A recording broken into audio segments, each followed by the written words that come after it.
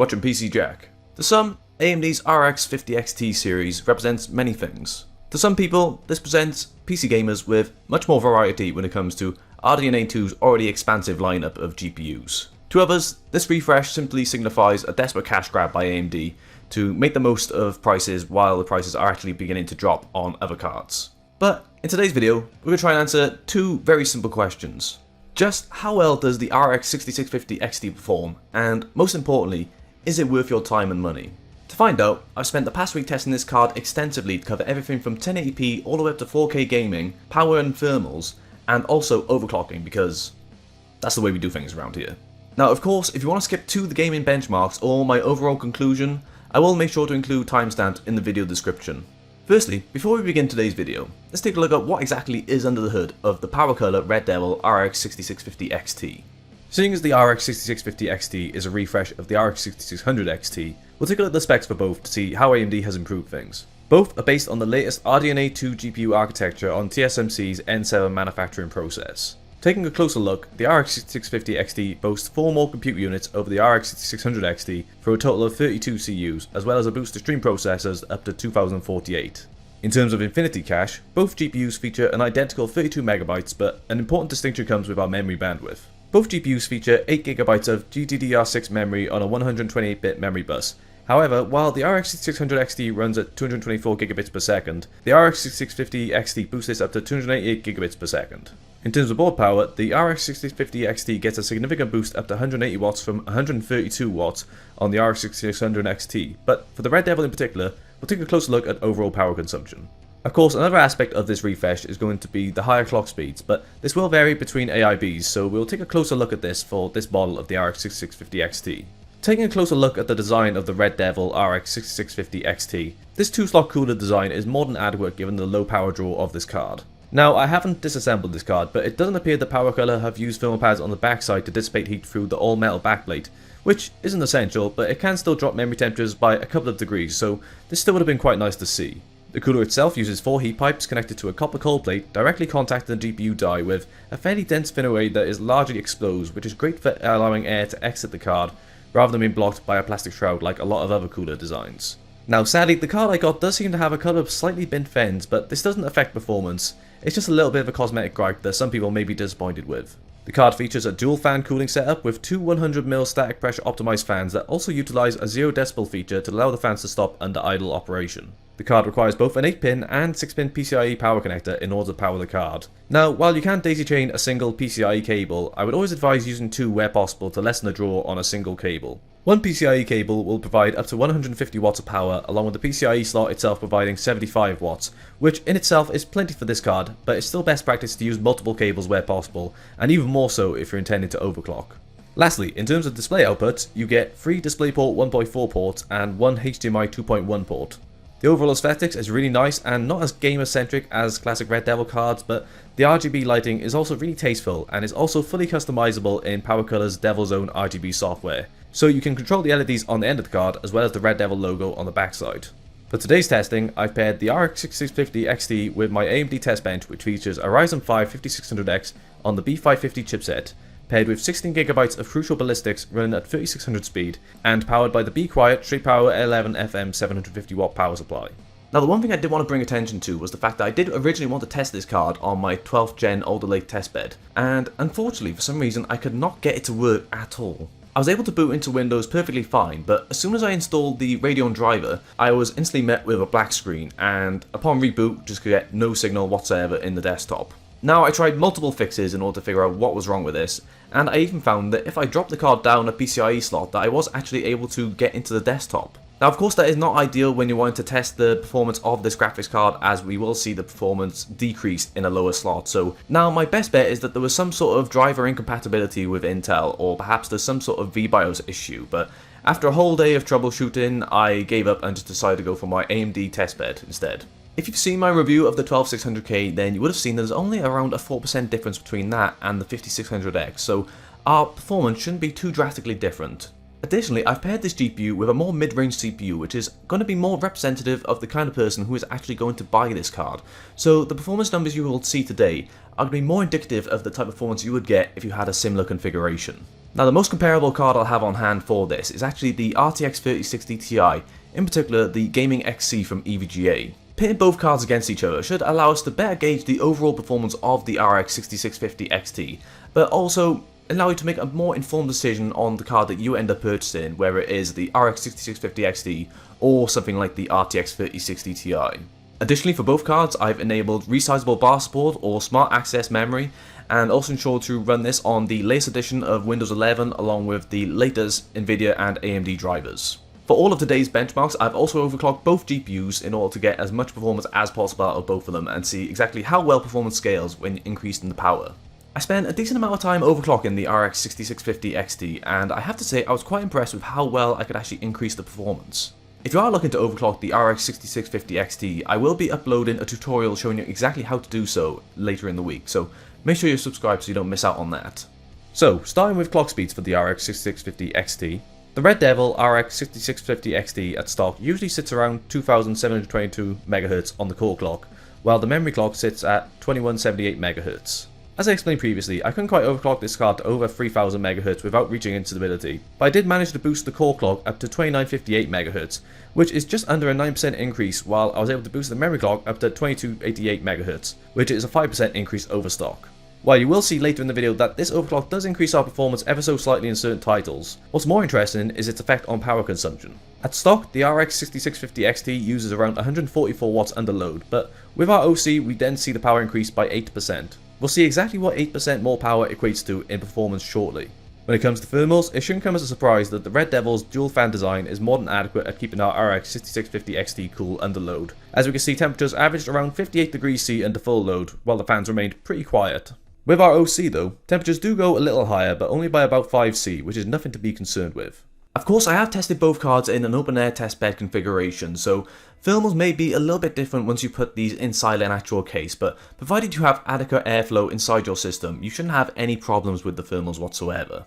Finally, getting into our gaming benchmarks. Starting with Doom Eternal, we see both the RX 6650 XT and the RTX 3060 Ti trade blows with near identical average FPS at 1080p. However, we do see the RX 6650 XT manages to maintain slightly better 1% lows. Stepping up to 1440p again sees a fairly similar range between the two cards with much more cohesive 1% lows and 0.1% lows. It's worth bearing in mind at this point that while both GPUs are performing pretty well in this title at both 1080p and 1440p, this title can be more CPU bound at lower resolutions, so at 4K we do begin to see the RTX 3060 Ti exceed the RX 6650 XT, especially with an overclock enabled. While averaging over 60 FPS, at this resolution the RX 6650 XT does actually suffer from worse 1% and 0.1% lows, which results in more choppy performance compared to lower resolutions, which can make gameplay a little rougher compared to the RTX 3060 Ti. Moving on to our second title, Horizon Zero Dawn. The RX 6650 XT trails a little behind the RTX 3060 Ti, however with still acceptable results and a very smooth average frame rate at 105 FPS stock and 117 overclocked. Stepping up to 1440p, the difference becomes a little more stark compared to the RTX 3060 Ti, but we do still retain a completely playable frame rate of 78 FPS stock and 88 FPS overclocked.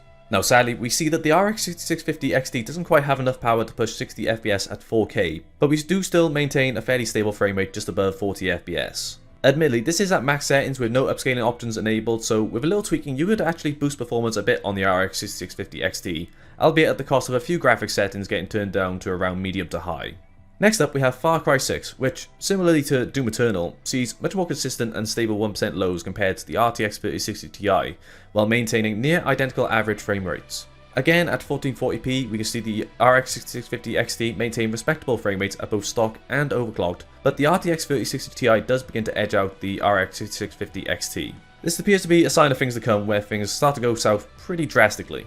Changing to 4K sees performance on the RX 6650 XT absolutely tank, while the RTX 3060 Ti takes a huge lead.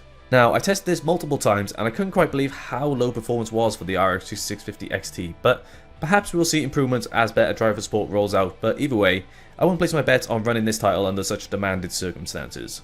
Moving on to one of our most demanding titles in today's benchmarking, we have Red Dead Redemption 2, which does seem to favour Nvidia hardware more so than AMD, but the RX 6650 XT does run around 70 to nearly 80 FPS at 1080p, which is really impressive given the multitude of intensive graphical settings to hand in this game. Even at 1440p, the RX 6650 XT manages to maintain a respectable near 60 FPS. Of course, as we've seen many times now, the RTX 3060 Ti does retain a lead at higher resolutions, but there's not quite as much of a drastic difference at 1440p. Changing to 4K does see a pretty significant drop off for the RX 6650 XT, which doesn't see much benefit with an overclock enabled. Again, we are really pushing this card at this resolution, so it shouldn't be surprising. While the RTX 3060 Ti could utilise DLSS to offset this performance loss, the RX 6650 XT doesn't quite have the same luxury as there's no option for FSR in this title.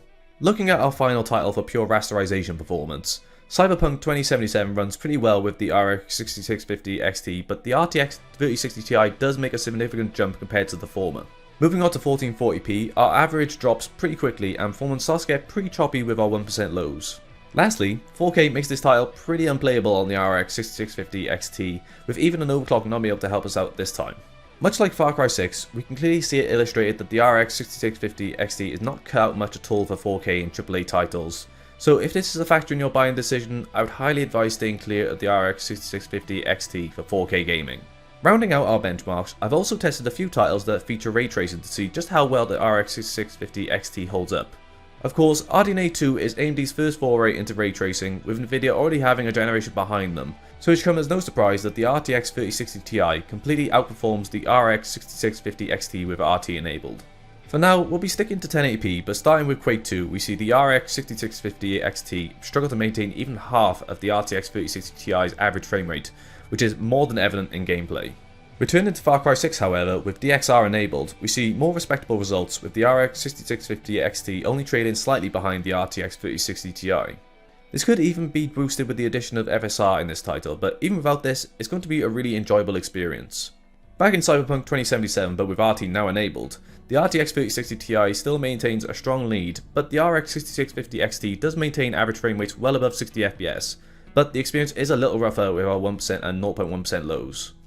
So, closing out this video, while I didn't want to make this more about pitting the RX 6650 XT against the RTX 3060 Ti, considering that the RTX 3060 Ti is actually still pretty expensive compared to this card and still relatively unavailable, it's still very interesting to see the performance compared to the RTX 3060 Ti when it comes to both 1080p and 1440p. However, what I do find really impressive is the fact that the RX 6650 XT closely matches the 3060 Ti in some titles while consuming significantly less power. I've calculated the performance increase with an overclock enabled, which is around 7% while consuming only 8% more power, so all in all a pretty respectable bump with not too much of a loss in power efficiency. While AMD have had to up the power draw of this card in particular, they have still been fairly conservative and haven't actually done this at the cost of power efficiency, which is something I'm very happy with. Now, neither of these cards are aimed at 4K gaming, but the RTX 3060 Ti does seem to pull ahead quite well in that regard. For the RX 6650 XT, it is quite clear that this card does struggle at 4K, so I would have a particularly difficult time recommending this to someone who is looking to play at that resolution. Looking at the RX 6650 XT exclusively though, you'd be hard pressed to negate the overall performance of this card at 1080p. And I have to say that compared to other cards on the market, this is going to be one of the leading cards when it comes to 1080p performance alone. But besides this, of course, the only other proposition you're going to have to worry about is the actual value itself. Now, this will vary drastically from region to region, and it was actually one of the major grievances that reviewers had of this refresh. But here in the UK, I actually found this card for cheaper than the RX 6600 XT. So, in this instance, that argument is kind of invalid. But if you do actually find the RX 6600 XT in stock and cheaper than the 6650 XT, then you may just want to go for that, as you may just see less boosted clock speeds compared to the 50 XT, and be able to save a decent amount of money without losing too much performance. Now sadly, I don't have an RX 6600 XT to directly benchmark against the RX 6650 XT, but of course, when it comes to any of these purchases, it's always best to follow multiple reviews in order to better gauge your buying decision and see whether the performance uplift you would get with the RX 6650 XT is actually worth it. But if we take a look at the RX 6650 XT in its most simple form, this card means more choice and variety on the market. And when I say choice, I do mean that you do have choice with cards being more readily available on the market nowadays. Will the RX 6650 XT fare as well when RDNA 3 or the RTX 40 series arrives in a few months? That remains to be seen. I can easily say this though, if you are looking to play at 1080p and you're considering this card, I don't think you'll be disappointed. So, that's it for today's video. If you enjoyed it, then please feel free to like and subscribe for more videos on the way soon. Let me know down in the comments below what you think of the Red Devil RX 6650 XT, or if you've actually got one yourself and how you're getting on with it. If you are looking to pick up this card for yourself, I'll also include my Amazon affiliate link in the video description. You can follow me on Twitter and Instagram at PCJack94. If you'd like to talk more with myself and other like-minded hardware enthusiasts, then make sure to check out the PCJack Discord. If you'd like to support the channel even further though, then make sure to check out the PCJack Patreon where you can claim exclusive benefits while helping to fund everything I do on the channel for you guys. You can find all of those in the video description. Thanks for watching, and I'll see you next time.